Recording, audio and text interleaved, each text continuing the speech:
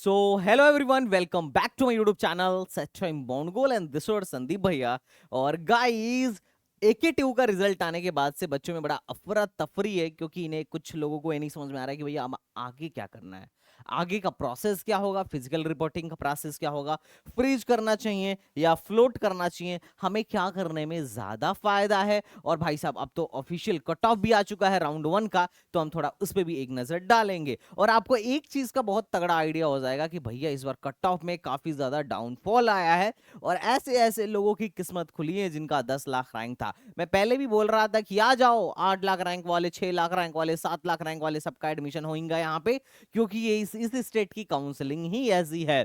तो चलिए हम आज के बाद वीडियो में बात करते हैं शुरू से लेकर लास्ट तक कि अब आपको एक एक स्टेप क्या करना है। स्टेप बाय स्टेप मैं आपको समझाते चलता हूं और आप स्टेप बाय स्टेप समझते चलिएगा, क्योंकि अगर आप गलती करेंगे तो बहुत लोग ऐसे होते हैं जो गलती करके अपनी गलती की वजह से अपनी सीट कैंसिल करवा देते हैं या फिर अपनी सीट खो बैठते हैं। तो आपको ये सब नहीं करना है, आपको फॉलो करना है संदीप भैया को। अगर चैनल पर नए हैं तो आप सब्सक्राइब करिए, मैं आपका हाथ नहीं छोड़ने वाला हूं जब तक आपका प्योरली एडमिशन नहीं हो जाता है। I am with you. तो चलिए गाइस, शुरू करते हैं। सबसे पहले आप लॉग इन कर लीजिए। अब एक हमारा स्टूडेंट था, इसको अगर हम इसके रिजल्ट को देखें तो इसको इसकी रैंक 46,000 थी, जिसमें इसको अभी IIT लखनऊ में CSE सेल्फ फाइनेंस मिला है। अच्छा, इस साल ही मिला है, पिछले साल आया होता तो नहीं मिलता। पिछले साल का कट ऑफ दिखाऊं, देखो ये पिछले साल का कट ऑफ। तुम यहाँ से बच्चे को देखो, बच्चा जो था जनरल कैटेगरी का बच्चा था, होम स्टेट इसका यूपी था। और अगर मैं इसी बच्चे के लिए लास्ट ईयर देखता कट ऑफ, तो लास्ट ईयर के कट ऑफ के हिसाब से बच्चे को जो सेल्फ फाइनेंस है, ठीक है, ओहो, यहाँ पे आ जाओ, 2022 वाला कट ऑफ देख लेते हैं। ठीक है, बच्चे को इसके हिसाब से सेल्फ फाइनेंस जो है, होम स्टेट में कंप्यूटर इन सेल्फ फाइनेंस पिछली बार 34,799 तक मिला था। कहां तक मिला था? 34,799 तक पिछले साल मिला था। और इस साल कहां तक मिला है भाई? पिछले बार जो 34,000 पे मिला था, वो इस साल कहां तक मिला है? 46,294 तक। तुम देख रहे हो भाई, 12,000, लगभग 10-12,000 का फर्क आ गया पहले ही राउंड में जनरल कैटेगरी कैंडिडेट के लिए।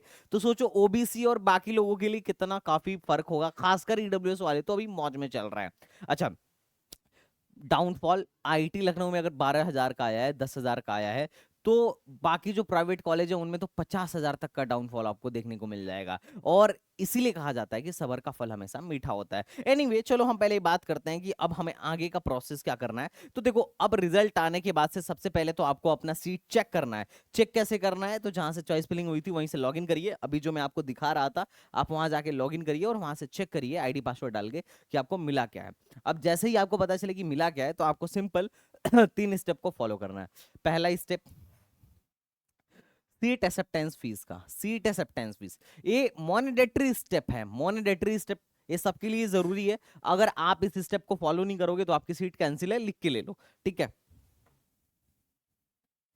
अभी स्टेप क्या कहता है कि भैया आपको सीट एक्सेप्ट करने के लिए, इस सीट को कंफर्म करने के लिए आपको सीट एक्सेप्टेंस फीस देना पड़ेगा। अब आपके मन में आएगा कि सर, अगर मान लो मैं इस सीट कंफर्म नहीं करना चाहता हूं, मैं कोई और सीट चाहता हूं, तो क्या नहीं देना पड़ेगा? नहीं, तो भी देना पड़ेगा आपको। अगर उन लोगों ने सीट दे दिया है तो अब आपको पैसा, इनको सीट एक्सेप्टेंस फीस देना पड़ेगा।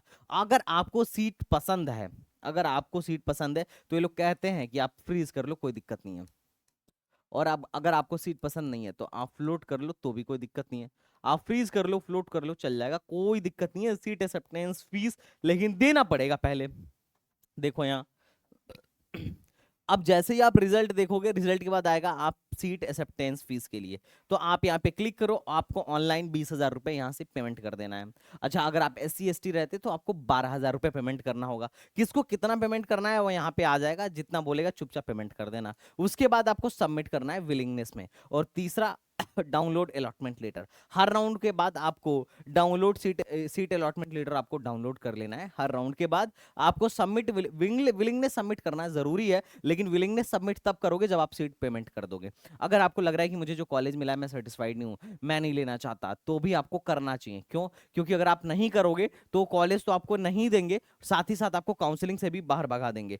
ठीक है, ये लोग क्या करेंगे, काउंसलिंग से भी बाहर भगा देंगे, तो फिर क्या होगा, आप एके के काउंसलिंग में बैठ ही नहीं पाओगे। तो अब ये चीज आपके लिए मॉनेटरी कर दी गई है कि आपको अगर सीट मिला है तो सीट एक्सेप्टेंस फीस दोगे। अब उन बच्चों के लिए बात कर लेता हूं, अगर कोई बच्चा ये बोल रहा है कि सर हमको तो सीट ही नहीं मिला, तो क्या हमें भी देना है? तो देखो, अगर आपको सीट नहीं मिला तो आपको कोई फीस नहीं देना है, कोई चार्ज नहीं देना है, और आपको अभी कुछ नहीं करना है। अगर कोई सीट नहीं मिली तो कुछ मत करो, आप डायरेक्टली सेकेंड राउंड में पहुंच जाओगे। आप डायरेक्टली सेकेंड राउंड में पहुंच जाओगे। सीट के लिए पेमेंट कब तक करना है? तो देखो, 20 लास्ट डेट है, मतलब कल तक आपको आपको सीट एक्सेप्टेंस फीस दे देना है। सीट एक्सेप्टेंस फीस दे देना है, ये बड़ा जरूरी है आपके लिए, ठीक है। अब सीट एक्सेप्टेंस फीस देने के बाद दो चीजें करनी होती हैं, फ्रीज और फ्लोट में से एक चूज करना होता है। अब फ्रीज क्या है, फ्लोट क्या है, मैं तुम्हें पहले समझा देता हूँ। देखो, फ्रीज और फ्लोट पहले समझो कि फ्रीज क्या है और फ्लोट क्या है। फ्रीज एंड फ्लोट क्या कहता है, फ्रीज क्या कहता है और फ्लोट क्या कहता है, और हमें क्या चूज करने में ज्यादा फायदा होगा। और चूंकि फ्लोट में थोड़ा सा रिस्क है, तो किस बात का रिस्क है आपको उसे भी समझना चाहिए। फ्रीज का मतलब होता है कि अगर आपको कोई सीट अलॉट हुई है और आप चाहते हो कि सर अब मैं यही सीट चाहता हूं, इसके अलावा मुझे कुछ चाहिए ही नहीं, यही परमानंद है, बस यही सीट चाहिए, अब हमको ना आगे जाना है ना पीछे जाना है, जो मिला है बस वही दे दो, तो उसके लिए आपको फ्रीज चूज करना चाहिए। फ्री चूज करना चाहिए, ठीक है। अगर आप फ्री चूज कर रहे हो तो आप फ्री चूज करके यहीं फ्रीज हो जाओगे, बाकी काउंसलिंग प्रोसेस आगे बढ़ती रहेगी, पर आप आगे नहीं बढ़ोगे। आपको फाइनली फिजिकल रिपोर्टिंग के टाइम में जाना होगा। अब क्या जाना होगा, कैसे जाना होगा, अभी मैं बताता हूँ। दूसरा ऑप्शन होता है फ्लोट। तो 99% लोगों को मैं बड़ा कम ही लोगों को मैं बोलता हूँ फ्रीज करने को, मैं सबको फ्लोट करने को बोलता हूँ। क्या करने को बोलता हूँ भाई? फ्लोट करने को बोलता हूँ कि भैया आप फ्लोट करो। इवन फ्लोट में क्या मामला है, फ्लोट का मामला भी मैं आपको समझाता हूं कि फ्लोट का क्या मामला है। फ्लोट में क्या रहता है कि जैसे अगर आपको अभी कोई सीट मिली हुई है, आपको अगर कोई अभी सीट मिली हुई है, आपको अगर कोई सीट मिली हुई है और आप फ्लोट करते हो, तो अब आपका सीट अगले राउंड में अपग्रेड होने का चांस रहता है, और मोस्टली लोगों का अपग्रेड भी हो जाता है। मतलब अगर जैसे फॉर एग्जांपल मैं इस बच्चे का एग्जांपल लेता हूँ, इस बच्चे से बात इस बच्चे के एग्जांपल से मैं आपको समझाने की कोशिश करता हूँ। अगर मैं इसके चॉइस फिलिंग को देखूं, तो इसके चॉइस फिलिंग को देखूं, तो इसका ए चॉइस फिलिंग है, इसका ए चॉइस फिलिंग है। चलो इसको डाउनलोड ही कर लेते हैं, ठीक है। ओके, देखो, इस बच्चे का ए चॉइस फिलिंग है। इस बच्चे में क्या क्या है, पहले नंबर पे आईटी लखनऊ था, मतलब जैसे मैंने पीडीएफ तुम लोग को भी ये सेम फ्री में भी दिया था। पहले नंबर पे आईटी लखनऊ था, दूसरे नंबर पे आईटी लखनऊ का एआईएमएल था, पहले पहले नंबर पे सीएससी था, दूसरे नंबर पे एआईएमएल था, तीसरे में आईआईटी लखनऊ में सेल्फ फाइनेंस था, चौथे में आईआईटी लखनऊ में ईसी था, और पांचवें में केनाईटी सुल्तानपुर का ईसी सीएससी था, छठवें पे बुंदेलखंड का कंप्यूटर साइंस था, सातवें पे आईटी था, और ऐसा ही बीआईटी झांसी का आईटी था। अच्छा, इसको वैसे ट्रिपल एम में भी सीएससी मिल गया था, पर हमने यही बोला था कि आईटी लखनऊ में मिल सकता है तो वहां पैसे फंस जाएंगे, इससे बेटर है कि वहां छोड़ो, यहीं ले लो, तो इसने वहां से बेडरोल मार दिया था। ठीक है, अब ये मसला क्या आता है, अब ये मसला क्या आता है, मसला ये आता है कि चलो ठीक है, इसने ये भरा है, इसको कौन से नंबर का मिला है, इसको तीसरे नंबर का मिल गया है, इसको तीसरे नंबर का मिल गया है। अब अगर ये फ्लोट मारेगा तो क्या होगा, अब अगर ये फ्लोट कर देता है तो अब इसको इन्हीं दोनों में से कोई एक मिलेगा, और अगर नहीं मिलेगा तो इसका ये तीसरा रिटेन रहेगा। अब इसके नीचे वालों से कोई मतलब नहीं है, अब कर्सर इसके नीचे जाएगा ही नहीं, इसके ऊपर ही जाएगा। ठीक है, क्या समझे? अगर इसको तीसरे नंबर का मिल गया है, तो अब इसका जो कर्सर है तीसरे नंबर से ऊपर ही रहेगा, मतलब ऊपर से आएगा और सिर्फ यहीं तक आएगा, जो मिला है वहीं तक आएगा। अगर ऊपर कुछ मिलता है तो वो दे देगा, नहीं मिलेगा तो फिर वही रीअलॉट कर देगा जो पहले से इसे अलॉटेड था। अच्छा, अगर ऊपर वाला मिल गया, नीचे वालों से कोई मतलब नहीं है, अब नीचे कर्सर आएगा ही नहीं। ठीक है, ये बात ध्यान रखना, नीचे आता आता ही नहीं है फ्लोट करोगे तो। ठीक है, अब फायदा क्या होगा, अब फायदा क्या हुआ, अब इसको फायदा क्या हुआ, तो फायदा ये हुआ कि इसे अभी सीएससी में सेल्फ फाइनेंस मिला था,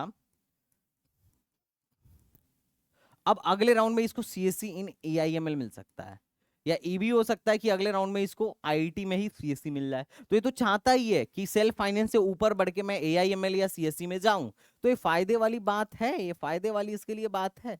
ठीक है, तो इसमें इसका फायदा ही है। ठीक है, तो अब इससे बेटर अगर इसको ब्रांच चाहिए तो अब इसको फ्लोट ही करना होगा, फ्लोट ही करना होगा। लेकिन फ्लोट को जितना आसान तुम समझ रहे हो उतना आसान है नहीं। जैसे फॉर एग्जांपल तुम एक बात समझो कि आसान क्यों नहीं है। जैसे मान लो इसका तो एकदम क्लियर क्लियर 4-5 चॉइस फिलिंग था, उसी में मिल गया। अगर जिसकी रैंक ज्यादा है उसको मान लो उसने जैसे से स्टार्ट किया भरना, बीच में उसने एबीएस भरा है, एबीएस में सीएससी विथ एआईएमएल भरा है। एक एग्जांपल से मैं समझाने की कोशिश कर रहा हूँ। और इसको अभी जो मिला हुआ है जीएल बजाज मिला हुआ है, जीएल बजाज में सीएससी कोर सीएससी मिला हुआ है, और इसके नीचे इसने एनआईटी वगैरह डाल रखा था। तो अभी जीएल बजाज अगर मिल गया तो नीचे वालों से कोई मतलब नहीं। अब हमें इसको जो मिलेगा, अब अगर ये फ्लोट मारेगा, अब अगर ये फ्लोट मारेगा तो इसको सिर्फ और सिर्फ इसके ऊपर वाले ही चॉइसेस मिलेंगे, इसके नीचे वाले चॉइस तो मिलेंगे नहीं ना, नहीं। ठीक है, इसके नीचे वाले चॉइस नहीं मिलेंगे, इसके ऊपर वाले मिलेंगे। मान लो अगले राउंड में फ्लोट करने पर, इसको पहले जीएल बजाज में सीएससी मिला था, अगले राउंड में फ्लोट करने पर एबीएस अगर सीएससी मिल गया, अगर एबीएस का सीएससी मिल गया तो क्या होगा? तो अब जैसे ही एबीएस का सीएससी मिलेगा, इसकी ये जीएल बजाज वाली सीट कैंसिल हो जाएगी। अब मान लो अगर इसके मन में विचार है कि अरे यार एबीएस में तो हमको एआईएमएल मिल रहा है, जीएल बजाज में तो कोर सीएससी मिला था, इससे बढ़िया तो जीएल बजाज का कोर सीएससी था, सर एक काम करो आप पुराना वाला ही मेरा सीट दे दो, नया वाला सीट नहीं चाहिए। तो ऐसा नहीं होता है।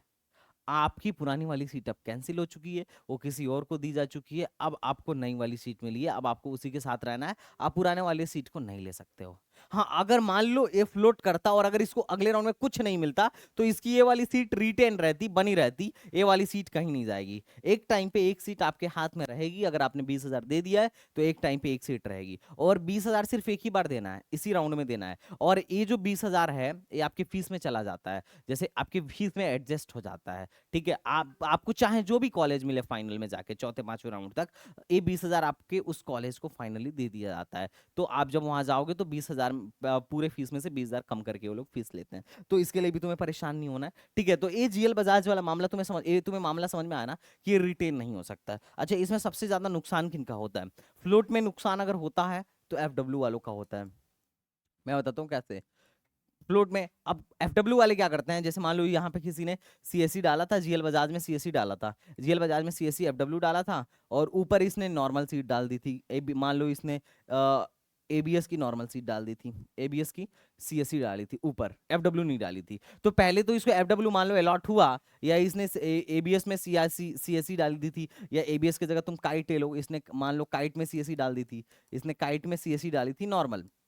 अब इसको जीएल बजाज का एफडब्ल्यू अलॉट पहले हो गया, पहले अलॉट हो गया, बाद में इसने फ्लोट मार दिया। अब फ्लोट मार दिया तो फ्लोट मारने पे क्या होता है कि अब इसके घर वाले सोच रहे होंगे कि अरे यार मेरा इसका तो पैसा बच जाएगा, एफडब्ल्यू सीट मिला है तो, लेकिन पता चला कि अगले राउंड में उसको काइट में इसी मिल सीएससी मिल गया, तो अब एफडब्ल्यू वाली सीट तो चली गई ना, नॉर्मल वाली सीट आ गई, तो अब इसे पूरा पैसा देना पड़ेगा। हालांकि कॉलेज तो बेटर हो गया पर अब पैसा ज्यादा देना पड़ेगा, तो ये भी एक फैक्टर हो जाता है कि ज्यादातर एफडब्ल्यू वाले बंदे फ्रीज कर लेते हैं। लेकिन मैं उन्हें सजेस्ट नहीं करता कि फ्रीज करो, तुम फ्लोट करो, लेकिन सावधानी से फ्लोट करो ना। अब जीएल बजाज के ऊपर एबीएस का एफडब्ल्यू और फलाना ढिमकाना कॉलेज का एफडब्ल्यू आप डालिए, ऐसे करना चाहिए। चॉइस फिलिंग बहुत बेहतरीन ढंग से होनी चाहिए, ताकि आपको एक बेहतरीन से बेहतरीन कॉलेज मिले, आपके रैंक को बेस्ट तरीके से यूटिलाइज किया जा सके। अगर आपको अभी तक कोई कॉलेज नहीं मिला है तो आप परेशान मत हो, आप एक कंसल्टेंट हायर करो, एक कंसल्टेंट हायर करो, आपको अगर कॉलेज नहीं मिला है तो, या फिर आपको अगर कॉलेज मिला है पर सेटिस्फाइड नहीं हो, या फ्लोट करना चाहते हो, नहीं समझ में आ रहा है, तो आपकी किसी कंसल्टेंट को पकड़ो, ताकि जिसके पास एक अच्छा आइडिया हो, ताकि वो आपको बता सके आपको क्या करना चाहिए क्या नहीं करना चाहिए। आप चाहो तो आप हमसे भी कांटेक्ट कर सकते हो, आप हमें भी अप्रोच कर सकते हो, इसके लिए आप हमारा एसटीबीजी एकेडमी ऐप, आप एसटीबीजी एकेडमी ऐप डाउनलोड कर लो, और वहां से जाके एके ट्यू का प्लान बाई कर लेना। एके ट्यू का प्लान बाई कर लेना। 2500 का प्लान जो था, अब 2500 में नहीं, आपको 2000 में मिलेगा, और 2000 में भी 500 लेस कर दो, क्योंकि अभी भी कूपन चल रहा है, अभी अभी एके टी यू 500 करके कूपन है, आप इसे लगा देना, आपको सेम प्लान 1500 में मिल जाएगा। 1500 कुछ नहीं है, लेकिन आपका करियर बहुत ज्यादा है, आपके करियर की वैल्यू बहुत ज्यादा है, तो आप अपने करियर पे फोकस करो, because this is very important. अब आपको क्या करना है, फ्रीज और फ्लोट का आई थिंक कॉन्सेप्ट आपको समझ में आ गया कि भैया फ्रीज और फ्लोट का कॉन्सेप्ट क्या है, और आप मुझे अब आगे बताओ, तो मैं आपको थोड़ा आगे बताता हूँ। फ्रीज और फ्लोट करने के बाद से आपको फिजिकल रिपोर्टिंग के लिए रेडी हो जाना है। अच्छा, ये अभी जो कॉलेज मिला है ये फिक्स नहीं है, ये अगले राउंड में चेंज हो सकता है, नहीं भी चेंज हो सकता है। तो अभी आपको टिकट नहीं करना है, टिकट तो बाद में ही करना है, लेकिन फिजिकल रिपोर्टिंग के लिए क्या करना चाहिए आपको? तो 29 से 30 के बीच में आपको फिजिकल रिपोर्टिंग है, और आपको उस फिजिकल रिपोर्टिंग में मतलब आपको वहां पे अवेलेबल होना ही पड़ेगा, और आपको सारे original document with 3 photocopy and अपने फोटो के साथ अवेलेबल होना पड़ेगा, ठीक है। अब वहां पे फीस जनरली ज्यादातर कॉलेज एक साथ पूरी फीस लेते हैं, कुछ डीडी के फॉर्म में लेते हैं, कुछ कैश चेक भी ले लेते हैं, और कुछ यूपीआई से ही पेमेंट करवा लेते हैं। तो ये डिपेंड करेगा, कुछ लोग ऑनलाइन करवाते हैं। तो आपको अब अपने कॉलेज के लिए पूरी फीस जुटा के रख लेनी है, क्योंकि अगर आप फिजिकल रिपोर्टिंग में पूरी फीस नहीं दोगे ना, तो आपका कॉलेज, आपका एडमिशन ही कैंसिल हो जाता है। तो आपको पूरी फीस जुटा लेनी है, सारा ओरिजिनल डॉक्यूमेंट ले लेना है। अब डॉक्यूमेंट क्या क्या लगेगा, तो इस पे मैं एक डिटेल वीडियो बना दूंगा, डॉक्यूमेंट क्या लगेगा, कैसे लगेगा, वरना ये वीडियो बहुत लंबी हो जाएगी, ठीक है। तो डॉक्यूमेंट क्या क्या लेके जाना है उसमें मैं वीडियो बना दूंगा, लिस्ट दे दूंगा, आप उसे चेक करके जाना कि आपके पास ये सारे डॉक्यूमेंट्स हैं या नहीं है, क्योंकि these documents are very important. अगर डॉक्यूमेंट नहीं है तो आपका एडमिशन नहीं है हो पाएगा, और ओरिजिनल भी आपके पास डॉक्यूमेंट होना चाहिए। तो मैं इस पे एक वीडियो बना दूंगा। तो सिंपल, आपको बस इतना ही काम करना है, एडमिशन मिलने के बाद सीट एक्सेप्टेंस फीस देना है, फ्रीज फ्लोट करना है, और वो करना है। अच्छा, कुछ प्राइवेट कॉलेज वाले ना बहुत चालाक होते हैं, इसको ध्यान रखना। वो लोग ना अपनी पूरी फीस रिवील नहीं करते हैं वेबसाइट पे, और अगर रिवील भी करेंगे ना तो बस ये फीस रिवील कर देंगे कि हमारे यहाँ पर एनम 1,50,000 लगता है, लेकिन ये रिवील नहीं करेंगे कि उसमें ट्यूशन फीस कितना है। अब बच्चा हंसी हंसी में ट्यूशन फीस के चक्कर में पड़ के ट्यूशन फीस ले लेता है, और बाद में पता चलता है कि वो ट्यूशन फीस के नाम पे 50,000 माफ कर रहे हैं, और बाकी 1,000 फीस तब भी ले रहा है, 1,00,000 फीस तब भी ले रहा है, ठीक है, बात समझ रहे हो? जैसे 1,50,000 फीस थी, उन्होंने ट्यूशन फीस के नाम पे 50,000 ही माफ किया, और बाकी 1,00,000 फीस वसूल रहे हैं। कुछ कॉलेज ऐसे हैं जिनका 1,80,000 फीस है, जो ट्यूशन फीस के नाम पे 80,000 माफ करते हैं, और 1,00,000 फीस वसूलते हैं ट्यूशन फीस बिहेवियर वाले बच्चे से। जबकि कायदे से सबसे ज्यादा फीस जो होता है वो ट्यूशन फीस का होता है, और ये लोग पता नहीं क्या क्या चार्ज लगाते हैं। जैसे कुछ कॉलेज ऐसे भी हैं जिनकी फीस 1,35,000, 1,40,000, 1,20,000 है, और ट्यूशन फीस के नाम पे 1,10,000 माफ होती है, और उनको सालाना सिर्फ और सिर्फ 20,000 देना पड़ता है। तो ऐसे ऐसे कॉलेजों से सावधान रहें जो क्लियर क्लियर अपनी फीस नहीं बताते हो कि हमारे यहाँ ट्यूशन फीस क्या है, क्योंकि ये लोग बहुत, मतलब मैं क्या बताऊं, ऐसा मतलब प्राइवेट कॉलेज वालों को मैं क्या कहूं, ये कभी क्लियर नहीं बताएंगे कि इनकी फीस क्या है। और आप ज्यादा ज्ञान लेंगे तो बोलेंगे आ जाइए कैंपस विजिट कर लीजिए, यहाँ आगे बतियाइए। पता नहीं क्या समझते हैं, क्या मामला है भाई, आप अपने वेबसाइट पे डालो, हमें पता चलना चाहिए ना कि ट्यूशन फीस क्या है, कितना आप माफ करोगे, या फिर बस ऐसे ही चल रहा है। तो ये ना प्राइवेट कॉलेज वाले बहुत चालाकी दिखाते हैं इस एडमिशन में, ट्यूशन फीस के नाम पर भी, ट्यूशन फीस बिहेवियर वालों से भी ये 1-1.5 लाख वसूल लेते हैं। तो सावधान रहिएगा ऐसे ट्यूशन फीस बिहेवियर वाले कॉलेज से। और ठीक है, और उसके बाद से ट्यूशन फीस बिहेवियर वालों को चॉइस फिलिंग में अल्टरेशन करना होगा। और अब जो लोगों को मन में डाउट आ रहा है कि भैया ये चॉइस फिलिंग हम चेंज कर सकते हैं कि नहीं कर सकते हैं, तो जो लोग फ्लोट कर रहे हैं उनको अपने चॉइस फिलिंग को बहुत अच्छे से क्या करना चाहिए, अच्छे से बारीकी से पहले उसमें अल्टरेशन करना चाहिए, बारीकी से उनका रिव्यू करना चाहिए। और जो आपको जो कॉलेज मिला है, इससे बढ़िया ब्रांच और बढ़िया कॉलेज ही ऊपर रखिएगा, वरना पता चलेगा कि आपने फ्लोट तो मार दिया संदीप भैया के कहने पर आपको बढ़िया कॉलेज पहले ही मिला था, ये आपसे छीन लिया गया, और एक रद्दी कॉलेज आपको दे दिया गया। तब आप रोते गाते रह जाइएगा, कुछ नहीं होगा। तो इसीलिए आप फ्लोट इस कदर करिएगा कि 21 तारीख को आपकी क्या है, हाँ 21 तारीख को आपका चॉइस फिलिंग फिर से होगा। 21 तारीख को चॉइस में अल्टरेशन करने का ऑप्शन दिया जाएगा, तो उस टाइम पे आप चॉइस में अल्टरेशन कर पाए, चॉइस में अल्टरेशन कर पाए, मतलब आप उस टाइम पे चॉइस में अल्टरेशन करें, ताकि इस कदर अल्टरेशन करें कि फ्लोट करने में आपका फायदा ही हो, आपका नुकसान ना हो।